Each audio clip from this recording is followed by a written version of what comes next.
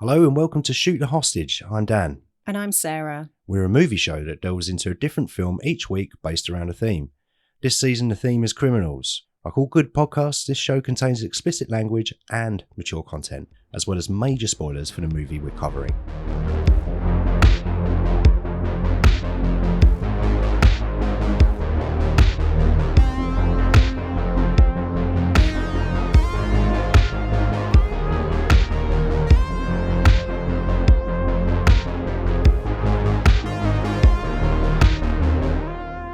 For another episode. We are. Today we're talking about Don't Breath.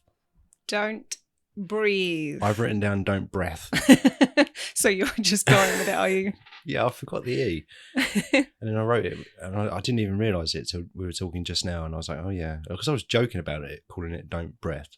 I looked at my notes, I was like, oh, I've actually spelt it that way. What an idiot. That reminds me of the time I was in primary school. And we were learning about the nativity story. And my teacher said, under no circumstances do you write gold, Frankenstein and myrrh. So I was sat there going, don't write Frankenstein, don't write, I've written Frankenstein. It took me a minute there. For a minute I was going, why can't you write gold, Frankenstein and myrrh? That wasn't one of the gifts, No, Dan. Frankenstein's the monster. Mm-hmm. This is one of your picks. Don't Breath. It's one of yours. Yes. One of your suggestions. And it's a horror. Yeah. So it's in your wheelhouse. Very much in my wheelhouse. Yeah. So 2016. Mm-hmm. Director and writer Fede Alvarez. Yep. I know him from Evil Dead 2013. Yep, me too. He directed A Dragon Tattoo. Oh, yeah. The one with Claire Foy. Okay. Claire Foy took over from Noomi Rapace, I believe. Okay. Or, no, would it have been Rooney Mara? Were they all girls with dragon tattoos? Yeah. Rooney Mara was in the Fincher remake, English language remake. Oh, I saw that one. That's the only one I've seen, I think. Right, okay. Bit The originals boring. are great. We're getting sidetracked now. Yeah, okay. So he did a Dragon Tattoo film. Mm-hmm. In development, I've written down, my spelling is atrocious. I wrote down, he's developing alien Romules, but I'm assuming that that's meant to read alien Romulus. Because Romulus sounds like a spacey type word. Romules. Romules. Romuls. Romules. That sounds like some sort of parasite you might get. Yeah. Oh, got a bad case of the Romules. Yeah. Maybe that's what the alien is called. Maybe. What does Romulus even mean? That baby in it, Romulus and Remus, they got pushed down a river. Is that the river babies? I have not got a clue. That's a Bible one, isn't it? Bible tale. It's not ringing a bell. Maybe. We're getting way off track. Yeah. But yeah, so in development, Alien Romulus, which I'm quite excited about. Yeah, I think he's cautiously optimistic. Yeah, I mean, last couple of Alien films, yeah, fine, not great. But if he's doing it, yeah, I think I could get on board with that. And it's also got the dude from Rye Lane in it. So, oh, okay. Yeah, I think that's planning to come out 2024, I want to say. But this one, produced by Sam Raimi, Don't Breathe. So there's like a Raimi connection there. You obviously bought Fede on for Evil Dead. Raimi produced the remake, didn't he? Remake? Reboot? Yeah. What are we calling it? Requel? Because technically it's a sequel because Ash is at the end of it, at the end of the credits. I mean, they've made the same movie 3 times now. Yes, they have.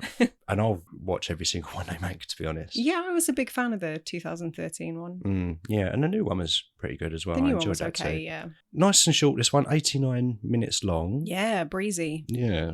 Do you want to talk about cast or do you want to do a synopsis first? I can do the synopsis because I'll be over in about 10 seconds flat. It's the shortest synopsis known to man, which I'm fine with. So, back of the DVD says, from the twisted minds behind Evil Dead comes a new terrifying experience. 3 young thieves fight for their lives after breaking into the home of a blind man who has a dark side. I thought you was going to say who has a dog. Because he also has a dog and a dark side. And does the dog have a dark side? Oh, the dog has a dark side. The dog's a little shit. I mean... But only because he's a little shit. Yeah. Little shit might be, I don't know, some more severe words might be appropriate for the blind man. Do you know his real name? The blind man? Yeah. The character name? Yeah. Oh, no. Yeah. His name's Norman. Norman. Yeah. He doesn't look like a Norman. It doesn't sound that threatening, so I can understand why they just refer to him as the blind man. But from this point on, I'm going to refer to him only as Norman. Okay. I guess I will too, to avoid confusion. So playing Norm. Slang. Slang, yeah. S. Lang, Stephen Lang. I looked on Letterboxd. He's got 112 movies listed on there. I think 80% of them are Avatar movies. Right, yeah. So 80% of the running time, at least. Yeah, so he's done a lot. He's, a busy man. Jane Levy Yep. as Rocky. Mm-hmm. She was in the Evil Dead movie, which we spoke about a bit earlier. Office Uprising. Mm-hmm. I don't feel at home in this world anymore. Oh, yeah. Yeah. I enjoyed that a lot. Dylan Minnette Yes. as Alex. He was apparently in Disaster Artist. We watched that recently, and I don't remember that. I don't remember him in that either. There's a lot of people in that movie, though. Yeah, everybody's in that film. Yeah.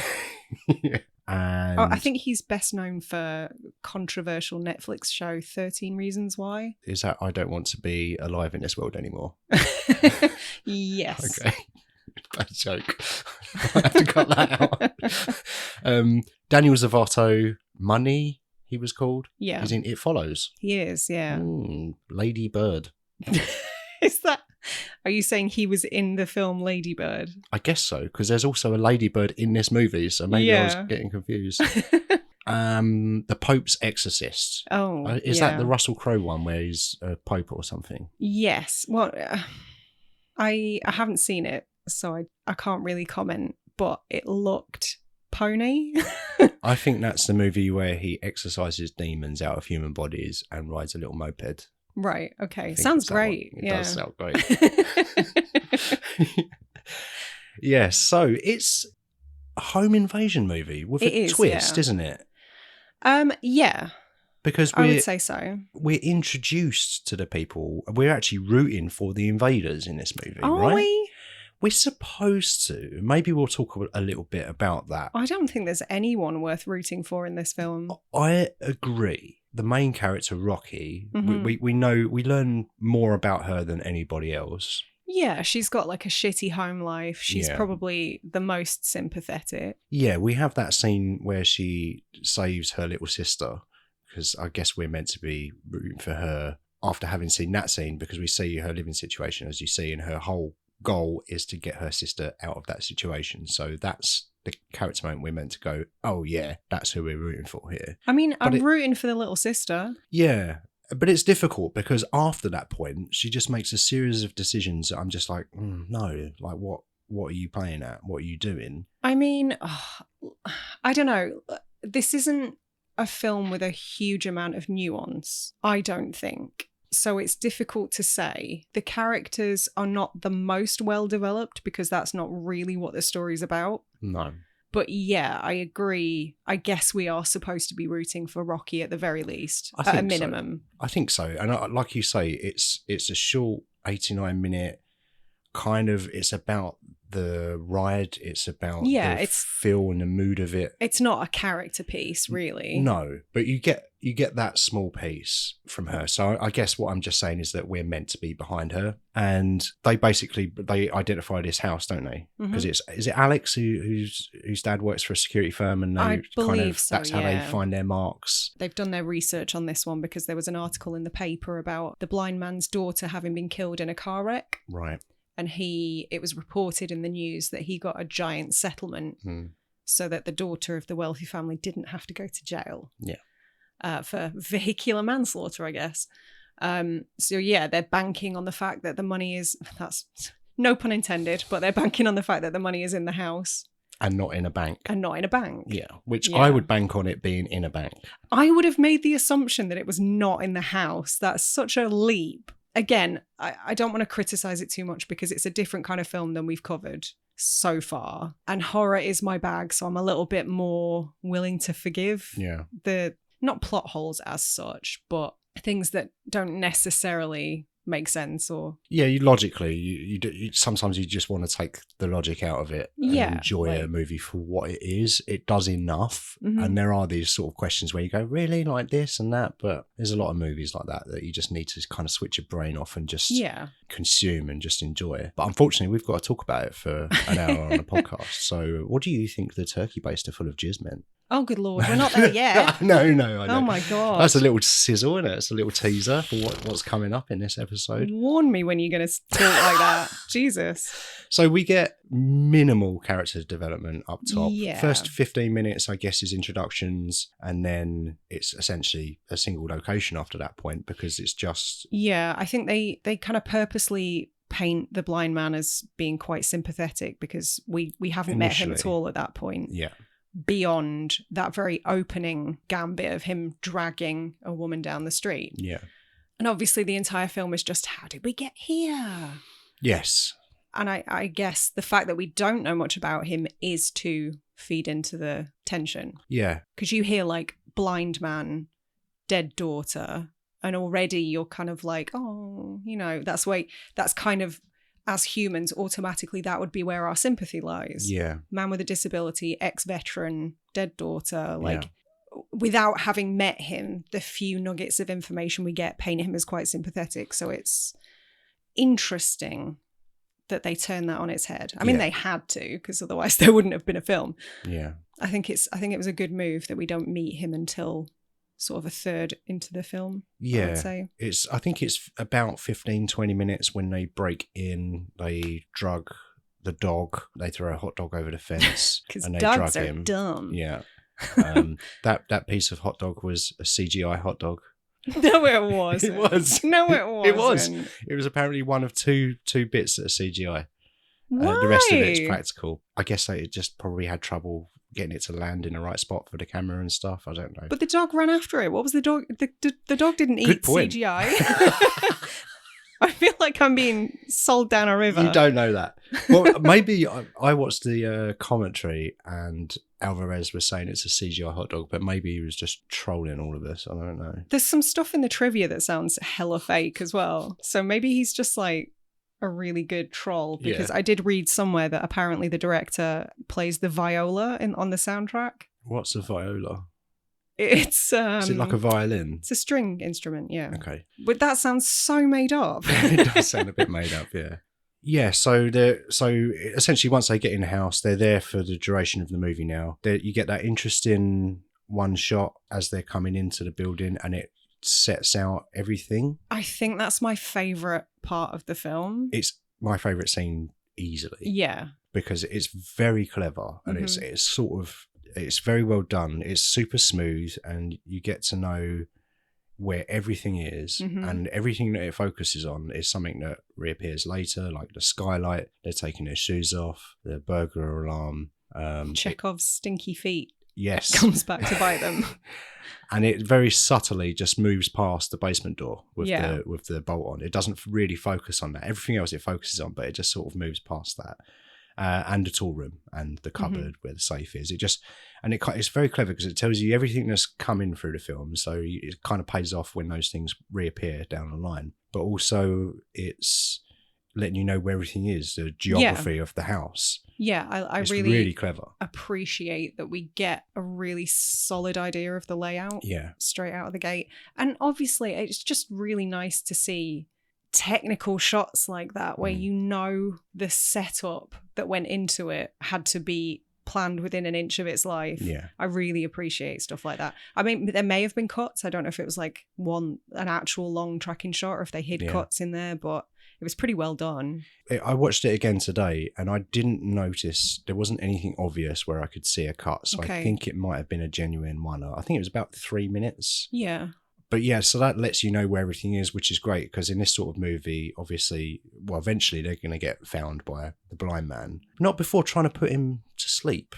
There's a few scenes that we've kind of omitted. We get a little bit more, not backstory so much, but a bit more information about who these people are. They're criminals. They're criminals. That's why we're covering it. Big time crims. Bad boys. Well, they're not very successful criminals. They're petty thieves, really. Money, which is just the worst. I'm going to go out on a limb and say that this guy gave himself that nickname. Yeah. Because he seems like that type of loser that would assign himself a shit nickname. He watched Swingers and was like, I'm just going to try and make this nickname work for me. He definitely has a few freestyle raps on SoundCloud. Yeah. But yeah, he just is painted as this turbo arsehole. Yeah. Not only breaking into people's homes, but like pissing on the floor and stuff. Which, you know, DNA? Can you get DNA from piss? Oh, well, that's my question. I assume you can. It seems not the wisest move. Also, just gross, man. Gross. Poor hygiene. You're already there to rob the poor man. and he's blind as well. Like, chances are he's just going to tread in that piss. Oh. I mean, there are worse bodily fluids on display in this film. True. Another teaser there. Yeah. How do you feel about the setting? Because, I mean, there's quite a few horror films now that have been set in Detroit. Although it wasn't filmed in Detroit, was it? Some of it was filmed in, I want to say Budapest. Oh yeah, Eastern Europe somewhere, I believe. I mean, that's a stand-in for a lot of places these days because it's so cheap to film there. I think some of it was filmed in Detroit. Was it? Obviously, some of the overheads, I think. Right. I believe the majority was filmed in Budapest. But yeah, like in the past decade, a couple that spring to mind are obviously It Follows, second time that's been name-checked. Is that in Detroit? That's in Detroit. Oh, okay. Barbarian as well. So like, how do you feel about Detroit as a setting? It obviously is kind of atmospheric enough for people to keep choosing to set horror films there. Yeah. Only Lovers Left Alive comes to mind as well. Okay. That was set in Detroit. I think it's and RoboCop. Let's not forget RoboCop. It's a good way to kind of add some context, I think, to your film, isn't it? It's got a kind of grittiness about it. Yeah, it's got a grittiness. Obviously, there was a lot of business and money flowing through there at one time, and now it's a bit dilapidated and run down. So it gives you like a story. So it's kind of, it doesn't surprise me that a lot of horror films kind of use that as a setting. I like it as a setting. I think it works. Yeah. I think the thing that's quite frightening about it, I think the reason primarily that it works in this genre is whenever it's presented, I've never been to Detroit. I don't actually know if the representations of it in film are 100% accurate. Probably not. No. But I think the thing that scares me the most is whenever you see it on film, it's not just that it's dilapidated and, I mean, probably on the cusp of gentrification any day now, but it's that it seems barren. There's almost no life there. It's not just like the buildings that are decaying. It's that there's a lack of people on the streets and it just seems empty. That's a good point. Yeah, that's probably another really good reason to set horrors there, because there's all manner of firearms going off in this movie and people falling through skylines and dogs barking and chasing people. If there was any neighbours, they would have heard all of that. So I guess to have something set where something's somewhat abandoned, then that kind of gives you that out, like, the equivalent of saying, I've got no cell phone reception. Nobody lives around here. Nobody's going to get wind of all of this nonsense that's going, all of these crimes and loud noises we're making. If a blind man in Detroit has his house broken into and robbed, but there's no one around to hear it, did it happen? Oh, I thought he was going to say there was no one around to see it. Well, speaking of that, one thing that I did clock this time around is that I can't remember the exact street name, but it's like Buena Vista Road or Buena Vista Street or something. Yeah. And it suddenly occurred to me that my limited knowledge of Spanish, it means good view, which is the most ironic street for a blind man to live on. Yeah. But it's a nice little detail. It's a nice detail. Some thought went into it. Yep. I respect that. So they've tried to drug him. Which unsuccessfully, which is just complete fabrication. What did they do? What was it? He put some powder into a liquid and then put a pen through the bottle. Yeah, and then like a gas came out. I got the impression that he's maybe done this before, and this is just like part of their plan. They didn't seem to. Once he'd come downstairs again, they were all just like, oh, well, we're just talking now and just making as much noise as we want, because they assumed that the blind man, Norman, was passed out in bed after him having been drugged. Yeah, I don't think this thing works, whatever it was. I think it was just a complete nonsense made up thing. Well, I couldn't figure out if it's just that it wasn't effective or that it wasn't effective on Stephen Lang, because he's like, as we said, ex-military, probably has... Now, I don't know if this is a myth, but I'm going to go with it anyway.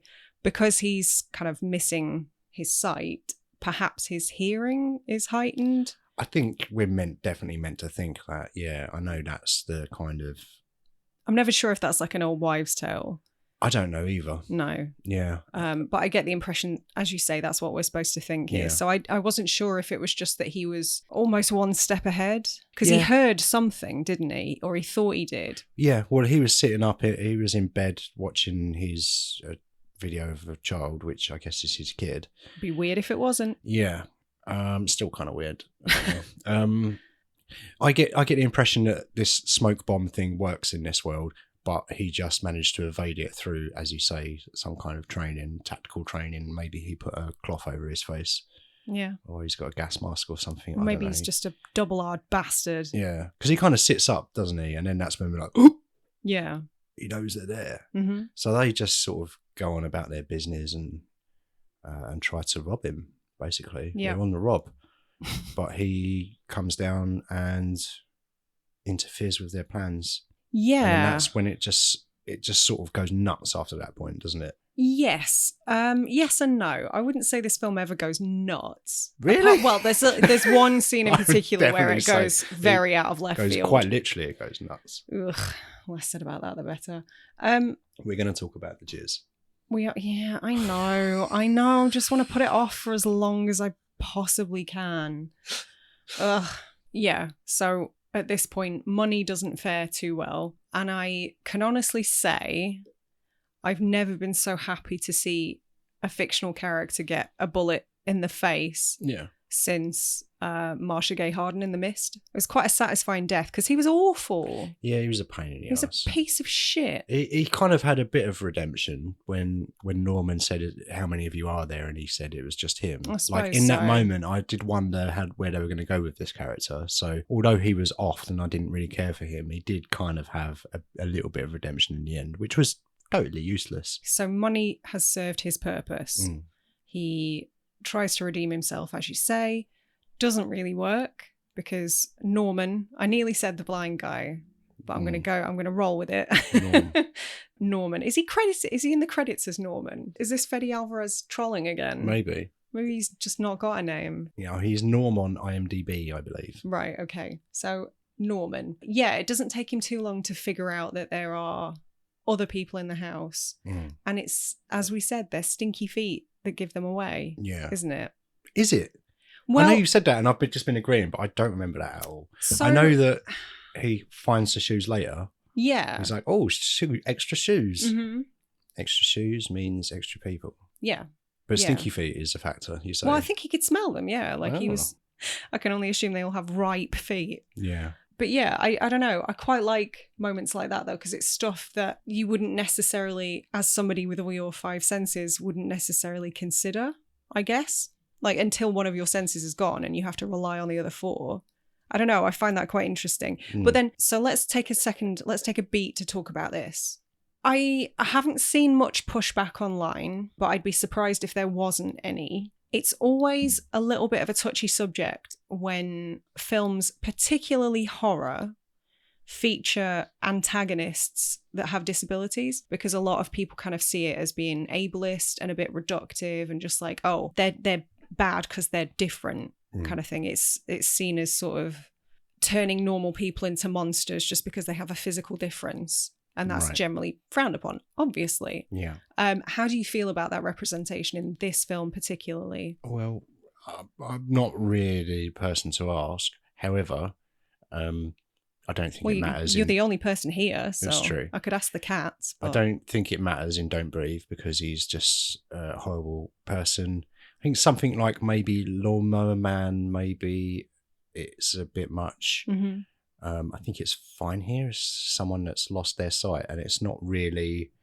I think it's not incidental because it's a huge plot point, but it's not his difference that makes him bad. Is that what you're kind of saying? I guess so, yeah. But I don't know. Like he's he's shown as this incredibly capable force of nature, scary figure. Despite, imagine what he was like when he had his sight. Yeah. What do you think? Honestly, I don't really have a definitive opinion on it. It's something that has been kind of percolating for the last few days since we watched the film. Yeah. And again, like most films we consume, we don't do it with a view to dissect them on a podcast. So it's only when we come, like, because I've seen this a few times now, and it's only when we come to watch things and make notes on them and do research that I end up kind of being a little bit more hypercritical. Yeah, of course. So it's not something that had occurred to me even until this rewatch. I don't know, it does sometimes make me feel a little bit uncomfortable, but I think the crux of the film is that they are in an unfamiliar place, and although he has a physical disability, he's still able to best them. Yeah, he's at almost every turn. He's way more skilled than them. Yeah. So yeah, I hadn't thought about it at all, actually. Okay. I know I've never even heard that criticism laid on film, but you're way more internet than I am, so chronically online. You hear these things a lot more than I do. But yeah, and I can't think of any other examples now. For some reason, Lawnmower Man was the one and only one that came to mind. I think about that movie way too often, though. Yeah, he has got a lot of framed photos in his house for a blind dude. I will say that. They're in Braille. Yeah, he's got a collection of photographs. I wonder how long that character is meant to have been blind for. I'm guessing for a while, because he's getting on in years, and I don't know what time people usually leave the army, but it sounds like, because they say at one point, wasn't it like shrapnel? Oh, did they? I missed that. I'm pretty confident they say like grenade shrapnel or something. So maybe like an Iraq thing. Yeah, potentially. Maybe Desert Storm, something. And that was likely why he was discharged. And so that could have been an early discharge, in which case he could have been blind for decades. Okay. You said the word discharge, and it's just making me think of the turkey baster again. Stop it. Okay, I had to get that out. Fine. I had to get it out because my head was just going. Right, well, you clearly want to talk about this scene, so we don't let's have to get just to it do yet. We don't have to get to it yet. We were talking about the blind man. We do have to talk about it, because I think up until this scene, it is still very possible to kind of be rooting for that guy. He's shot a man in the face. I'm not. Yeah, but his home was invaded. That's not unusual. Agreed. But by the time he'd got hold of money was like, he was giving up then. He was like, please don't kill me. Maybe not so many words, but he was done. Like, he could have just thrown him on the floor, get the fuck out of my house. But he's because of what he knows he's got, and he doesn't know what they've seen. Because up to that point, he doesn't know if they've been downstairs, right? When he kills money. Mm-hmm. After he's made his first kill, I'm not rooting for him any longer. Oh, I can't. I get what you're saying, but and if there's someone breaks into your house and you've got no other option, then do it. But I would probably, if I had to shoot someone, maybe I'd go for the leg first and not just blow it. Well, he is blind, but he knows. Yeah. He knows exactly where his head is. He knows what. Oh yeah, and I'm sure he knows his way around a firearm or two. He's murdered someone. No way I'm rooting for that guy. No, not a chance. Okay.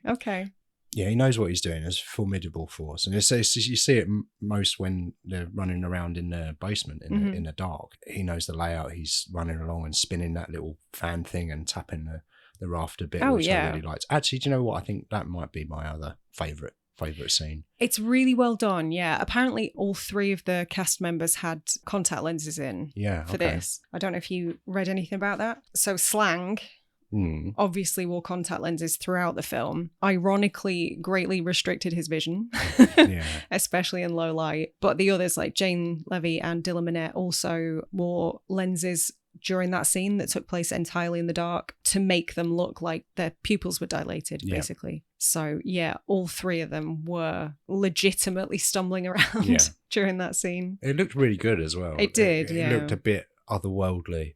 Yeah. I mean, I guess closest comparison is like the night vision cam in like Wreck, the end of Wreck. That's what it made me think of. Right. It's often a criticism of horror films that a lot of scenes are too dark to discern what's going on. Yeah. How do you feel about it in this scenario? Because it kind of has to be. Yeah, but it's dark, but everything that you need to see is lit. So it's the problem is in dimly lit films is when the things that you need to see are not lit. Mm-hmm. That's when I have a problem with it. I think it's pretty well done as well, because I think Yeah. they do quite a good job of making it seem genuine, like not artificial, I guess is what I'm trying to say. Yeah. When he cuts the power to sort of put them at a level playing field, you can still see things going on in the house, but that's largely because like the curtains are open and there's moonlight streaming in or street lights, that kind of thing. And it looks real, I guess. It doesn't look like stage lighting or whatever. Yeah, it's made to look like natural kind of lighting. But Yeah. I would argue that when he shuts those lights off, that he's got a huge advantage because they're in his world now, and he knows exactly where everything is. Mm-hmm. They can't see; they're kind of trying to feel their way around, and they manage to escape by throwing a rack of racking. A rack of racking, yeah. A racking, yeah. They push a racking on him, and he gets trapped, and then they run away a bit. But they don't leave. They refuse to leave. Do they try? Isn't that where they discovered like he's basically locked them in? Or does she go back for the money? Because obviously at this point she's taken the money out of the safe. It's in her backpack. And then what happens? They go to the basement, don't they? Mm-hmm. Yeah, Isn't there more that's money the scene in the basement when the lights are out. So have they found old mate chained up? Yeah, they've seen her at that point. Okay. They have the conversation about what to do. Okay. I think my mind is completely muddled up on sequence of scenes. So Okay. I might need some help here. Mm-hmm. So where are we now? We've escaped the darkness. Yeah. And now we're where? Well, they get separated. Yeah. Oh, yes. I remember now because she's crawling through the crawl space. Yeah. Yeah. You could not pay me to get in a crawl space. Although that is probably one of the only laughs during this film. What, when she gets pulled back? When she's in the crawl space and she's like, oh, I can breathe now. I'm fine. He can't follow me. And then she realizes the dogs come in the crawl space behind her. Yeah. But she almost makes it to an opening mm-hmm. on the outside, which is like a big drop. Like she would have definitely broken something if she'd gotten out. And well, she does fall though, doesn't she? Because she gets knocked out. I don't remember this movie. But she's still I watched this ages ago. Yeah. Maybe I've forgotten it all now. I didn't think she did. She's in the crawl space and she falls and she lands really awkwardly. And she falls within out. the crawl space. Yeah. But she eventually reaches like a window, right? You see an external shot mm-hmm. of where like there's an opening, but before she can get there, she gets pulled back in by Norman. Yeah, and I think that's when Alex goes back in to save her because she was unwilling to leave the backpack.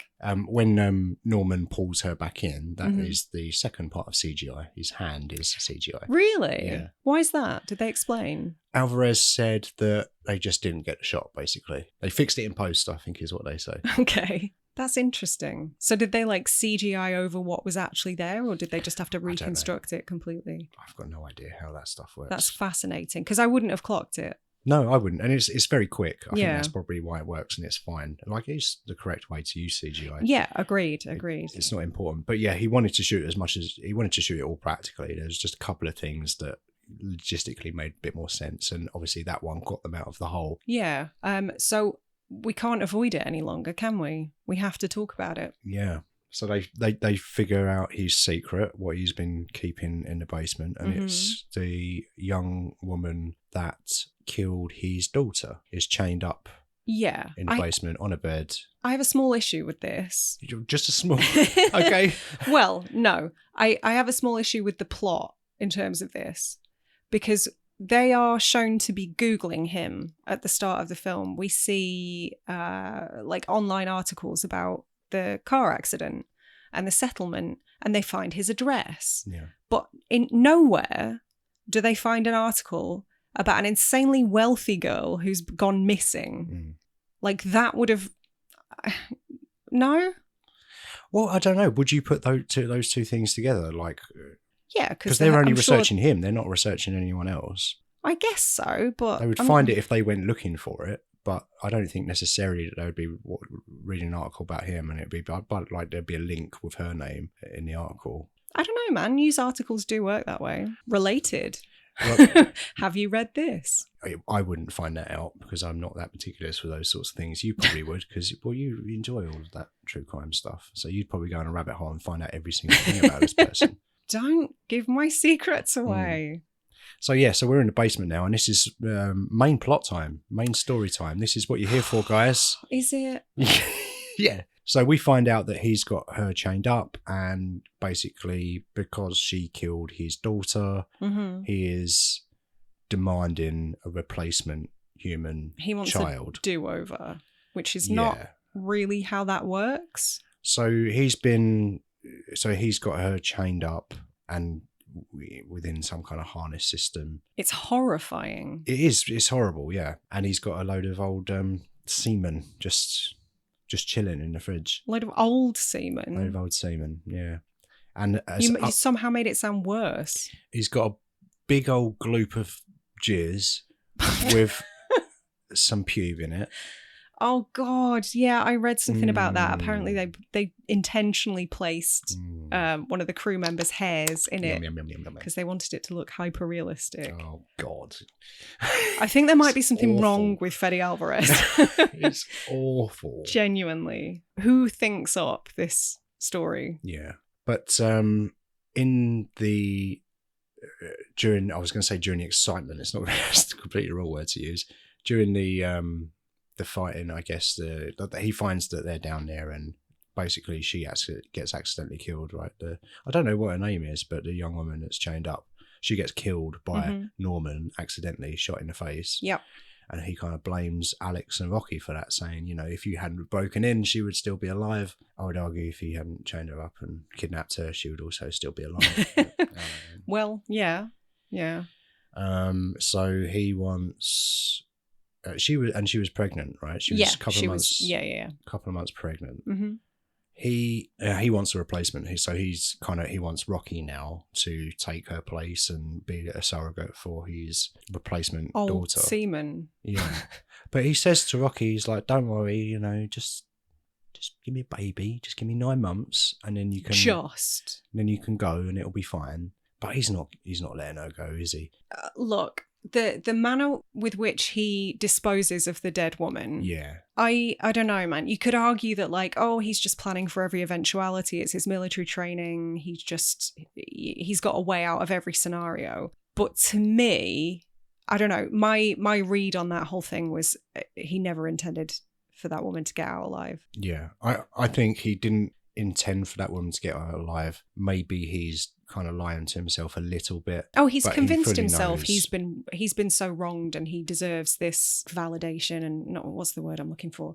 He thinks he fully believes that he's on the side of right in this scenario, I think. Yeah, he thinks he's within his rights to do what he's doing. Yeah. Which is a scary thought. Because there's the whole scene when he hoists Jane Levy's character up and he's kind of explaining to her, and he uses the term "I'm not a rapist," which I have a huge issue with, because yes, you are, sir. Yeah. Forcibly impregnating somebody, even with a turkey baster, is rape.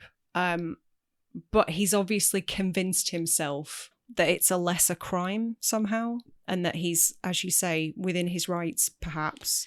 Oh, it's horrifying. This is truly horrifying. He's delusional. He doesn't think that he's in the wrong. He thinks that, he's got to do this unpleasant thing, but that's really all he sees it is a kind of an unpleasant a means thing. To an end. Yeah, but what you're doing is destroying someone's life. Yeah. He doesn't see it that way. He sees like he's owed something. Well, also, I think he kind of perhaps views it as, well, these women are criminals. Like the first one killed his daughter, whether that was an accident or not, it doesn't matter. And the second one tried to rob him. So I think in his mind, he's just like, well, they won't be missed.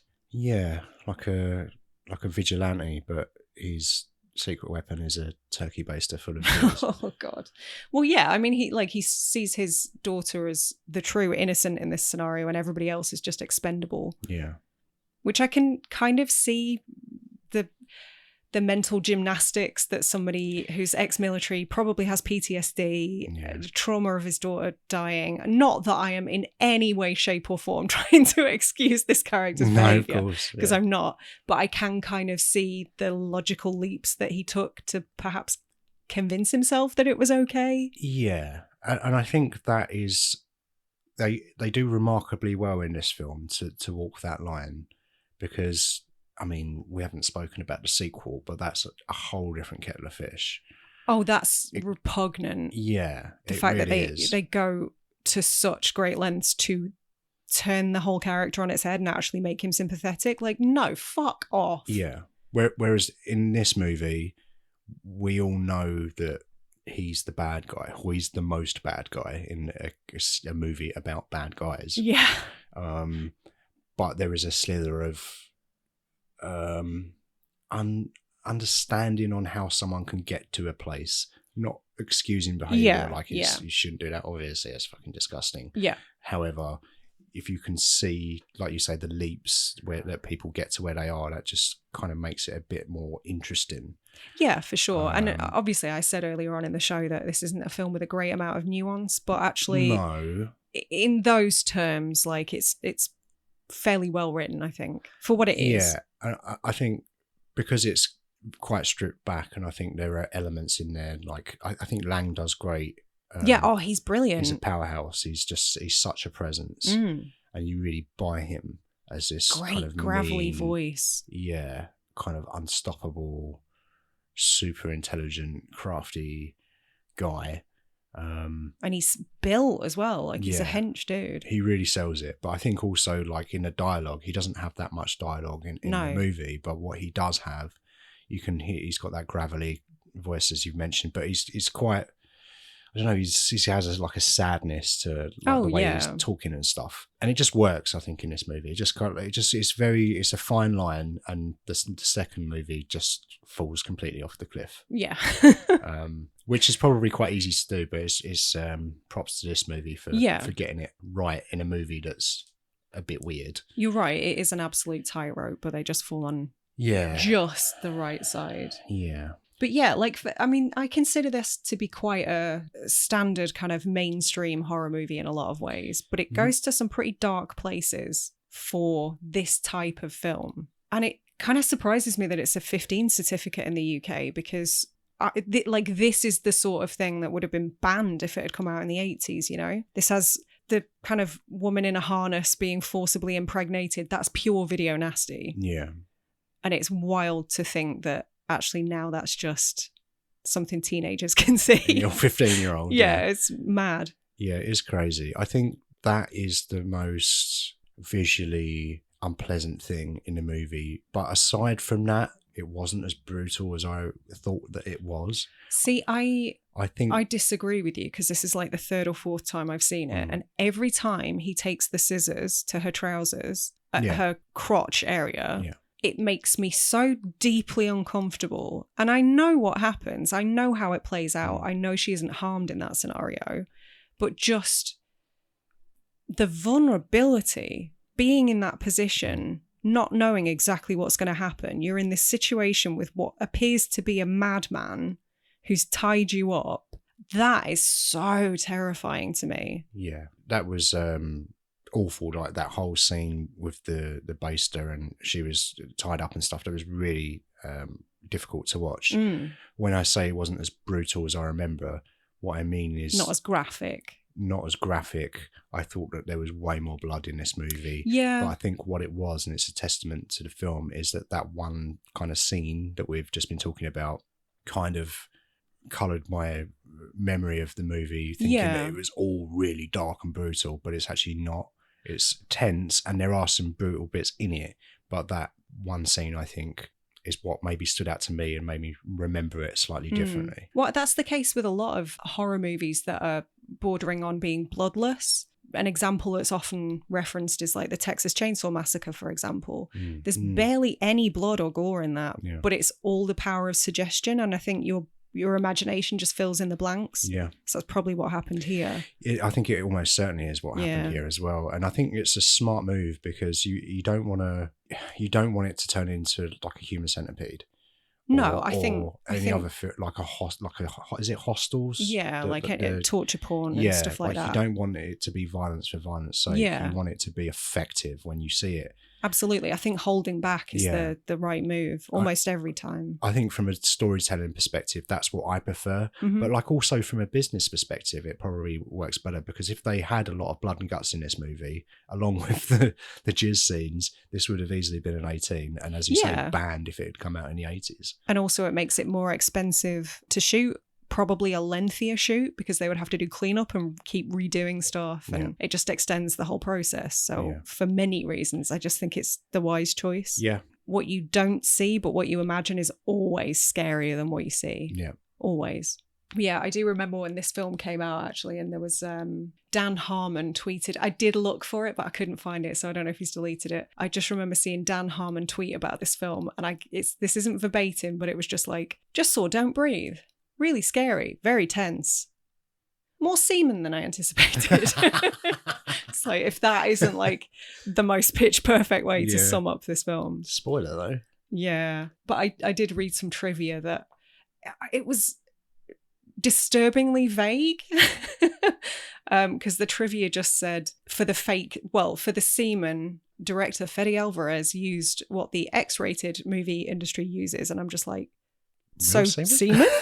Like, they didn't elaborate, so I'm just like, what? Was it the crew just standing around like, oh god, I gotta stay late tonight, lads, dealing with the boredom somehow. Oh. But yeah, Stephen Lang is such a sport for like, because the bit where she sort of, I don't know how to phrase this delicately, where she ends up being freed from the harness, and rather than just running away and escaping, she sees an opportunity to kind of get her own back a little bit and shoves the turkey baster in his mouth. I loved that. I thought that was great. Yeah. Yeah, that was a really good visual as well, just to see it. Like, I was like, oh my god, that's it was horrible, disgusting, and disturbing. It's like, yeah, fucking right there. You're going to get your own jizz in your mouth, you dirty old bastard. That was a suggestion on a day, I think. That wasn't scripted, was it? I don't think it was scripted. Okay. I'm pretty sure on a commentary, Alvarez said it was Jane's suggestion. Okay. And Lang was like, yeah, I'm up for it. Oh, he's such a dude. Yeah. So my theory, I think it was always supposed to happen, but they removed it from the script because it would have been too hard to sell. And then on the day they went, what if? Yeah, you're right. They've already paid for 85% of the movie by that point. Oh, we'll just shoot it. We don't have to use it. We'll just shoot it. And then gets the editing room and he's just like, no, we'll just leave it in this first, in the rough cut. That's how I would have played it anyway. Yeah. But yeah, that is truly grim. It's just that whole sequence is probably the least, like, the most uneasy I've felt in a modern horror film for a long time. Probably, like, second time I've referenced this show, but Barbarian kind of came close in terms of how gross it was in places. Because it was a strange movie. It was a very yes. But I think as a horror fan, you get so immune to gore and blood and viscera and nudity. So it takes a lot to shock modern horror audiences, I think. To shock and surprise. Yeah, we've come a long way from people like fainting when they go to see The Exorcist at the cinema. Like, but you know, modern audiences have kind of seen it all. To do something that's truly jaw-dropping is not easy. No, it's not. And to do something different that hasn't been done before as well is equally as difficult. So Alex and Rocky are both alive at this point, because Alex comes back for Rocky, right? And he frees her, like you said, and they tie up Norman, and then they try and escape, right? Yeah. So Alex has had a bit of a tussle with him upstairs, hasn't he? And trapped the dog in the kitchen, and Norman accidentally, he thinks he kills Alex, but in actual fact, he's just stabbed the body of money that was next to him. That's right. Yeah, there's a fake out. So Alex saves the day, comes and rescues her. But while they were trying to escape earlier on in the movie through the basement, where they'd drugged the dog was sitting outside. Apparently you didn't see it, but off screen, the blind man is bringing the dog back into the house. Right, and that's why old boy appears. What was his name? Doggo? The dog? Yeah. Oh, I can't remember. Poocho? Sure. Toby. Yeah, so Toby appears and is chasing. I'm confused here. Can you help me out? The dog is chasing Alex. Alex kind of hides behind the door. The dog shoots Alex. No, the dog is chasing Alex. Oh, right, okay. He runs back into, I don't know if it's the kitchen or the laundry room or whatever, hides behind the door. The dog runs in and he locks the door. Yeah. And that's the point at which he goes downstairs to rescue Rocky. Got you. Right. Yeah, I'm all over the place here. Yeah. And they think he's restrained in the basement. They get up to the front door. Yeah. And as they've just unlocked the door and they realise that Norman's behind them, and Norman takes the opportunity to shoot Alex. Yeah. So he's dead boy now. Bye-bye, Alex. Yep. But Rocky escapes. She runs away with the bag of money. Yep. She thinks she's gotten away. She's really happy. And then Dog chases her, and basically they have a face-off in the car. They have a Cujo moment, yeah. Cujo! Yeah, Cujo. We should have called him Cujo right up top. 3 actor dogs played Cujo. Are you giving me trivia for a film we're not covering? No. 3 actor dogs played Cujo. This dog. Who's not really called Cujo. Right.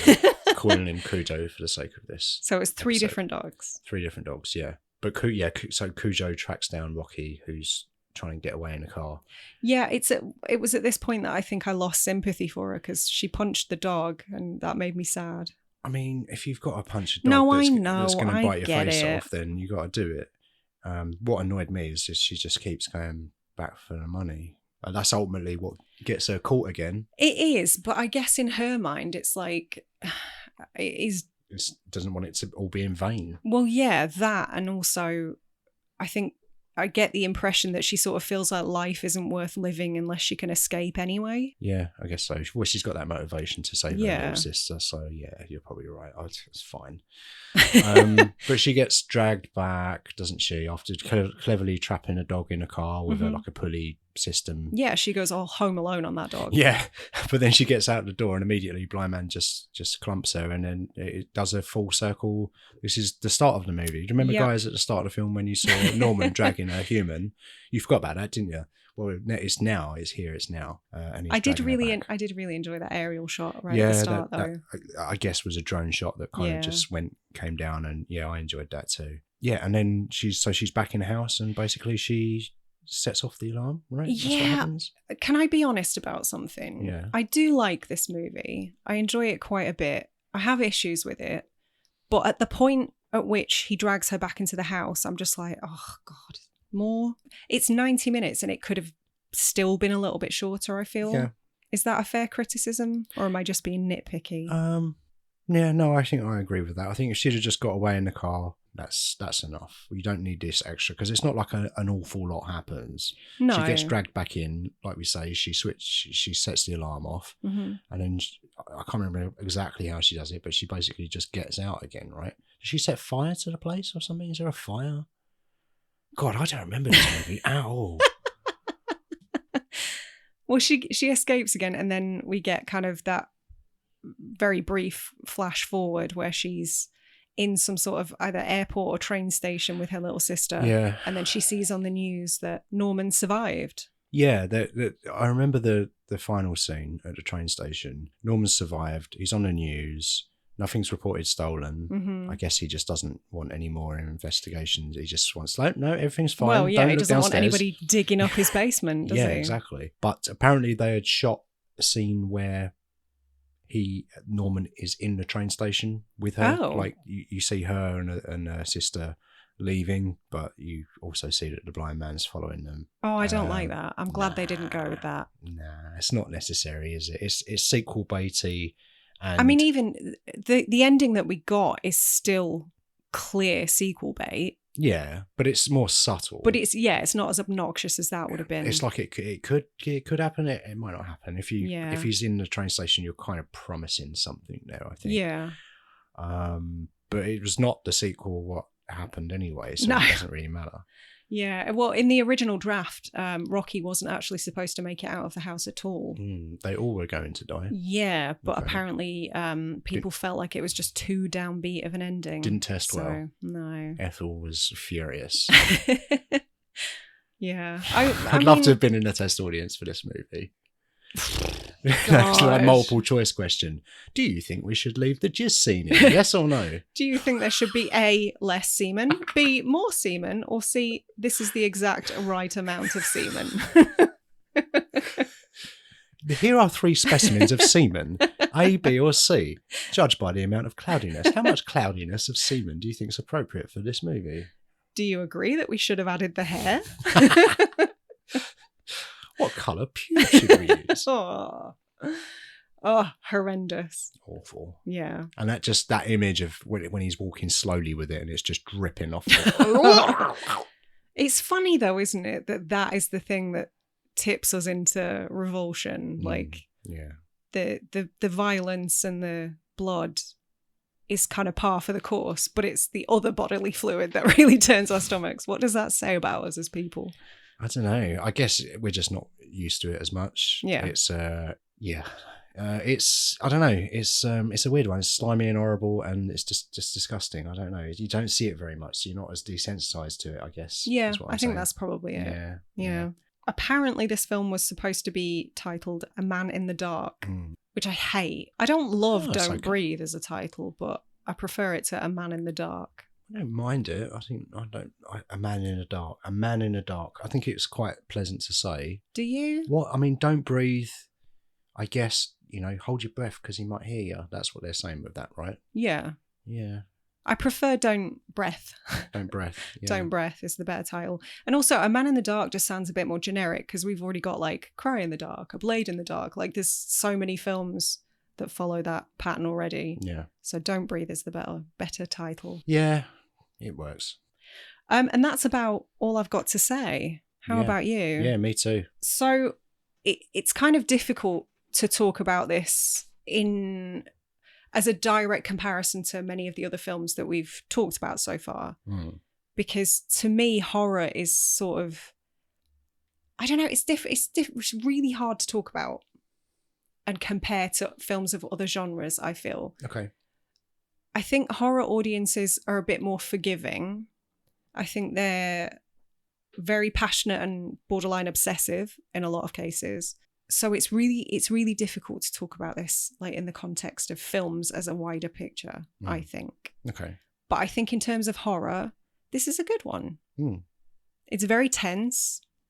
I have no idea what the budget was, but I'm guessing it wasn't huge. 10 million, I think it was. Right. Yeah. Especially if they filmed overseas. I'm guessing they had to cut some corners. But I think they do a really good job with what they've got. I still, in terms of Fede Alvarez, I still prefer Evil Dead to this. But yeah, I'm kind of excited to see what he does next. What he does with the Alien franchise. I think Alien Romulus is my favourite Fede Alvarez project. Yeah, no, I prefer Evil Dead as well. But that was a really surprisingly good movie. And I think this is pretty good. It's a entertaining movie, quite memorable, has some good scenes. It's shot really well. There's definitely some craft and a lot of talent. And it's some bold ideas. And I thought it ended up being a pretty solid horror film. Yeah. Pretty entertaining. I've seen it twice now, or 2 or 3 times really, if you count when I watched the commentary. And I still don't know what happened in the movie. But I think I'm done with Don't Breathe for a little while. Yeah. It'll be a good 5 years before I'll be like, should we watch that turkey basted jizz movie? And you'll be like, what, Don't Breath? Yeah. I'm like, yeah, that one. So yeah, it's good. It's a good movie. It's a solid, entertaining movie. Are we done then with Don't Breath? Yeah. Shall we announce what's coming up next week? Sure. So next week, episode 4, Continuing Criminals, we're doing Michael Mann's Thief. Yeah, I'm so excited. With James Caan. It's going to be interesting to watch that and talk about it for the podcast. I've only seen it once, relatively recently. Same. And it's an interesting movie. Yeah, I loved it. Spoilers. There's a lot to potentially talk about in that film. So yeah, next week, Thief.